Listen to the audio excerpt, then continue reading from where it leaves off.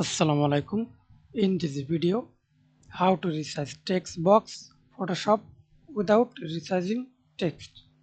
Okay. Now see this text box. Open the text box. See this box shape.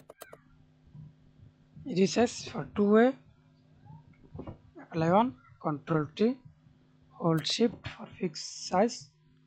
Click OK. Then again hold Control. Select the text box. Click Move tool. Align middle. Okay, and another way to sense the text box,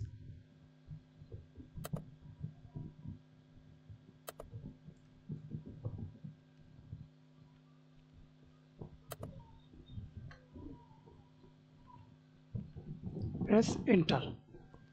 Okay, thanks for watching video. Please subscribe to my channel, like, comment, share.